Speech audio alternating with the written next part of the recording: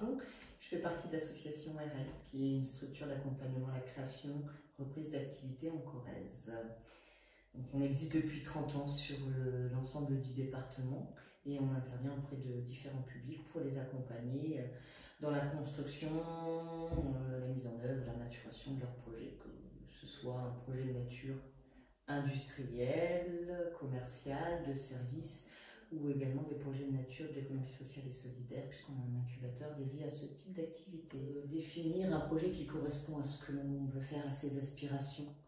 Un projet, ça doit venir de là et ça doit continuer à vivre là, sinon à un moment donné, ça périclite. La motivation, elle est quand même un des premiers... c'est la première essence d'un projet. La personne, elle arrive à concevoir et penser un projet qui correspond à ses aspirations, à ce qu'elle a envie d'être, à ses compétences, bien évidemment.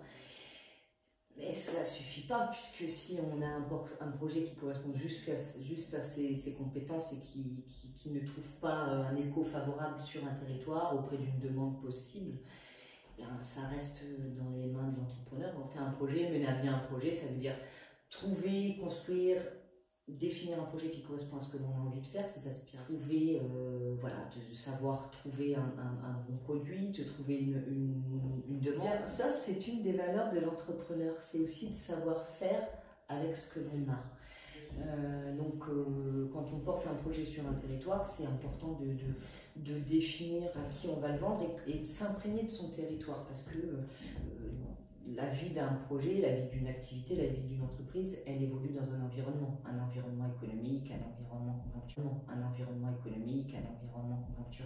un environnement géographique dans lequel il va y avoir des individus qui, à un moment donné, vont concourir à votre activité ou à l'inverse, qui vont peut-être porter préjudice à votre activité, peu importe. Mais quand on arrive sur un territoire et qu'on a un projet, il faut savoir ce qu'il y a sur ce territoire, quelles sont les attentes de la population sur ce territoire, qu'est-ce qui se fait déjà, quelles sont les attentes qui ne sont pas encore formalisées, mais qu'on peut sentir rien qu'en observant, et puis se constituer un réseau personnel, c'est important pour la bonne santé mentale des individus, j'ai envie de dire, et puis un réseau professionnel pour pouvoir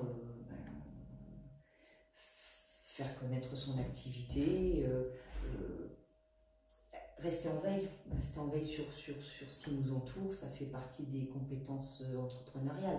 Je n'ai pas une idée précise et je reste toujours sur mon idée précise. À un moment donné, j'ouvre mes écoutilles sur ce qui se fait, ce qui se pense.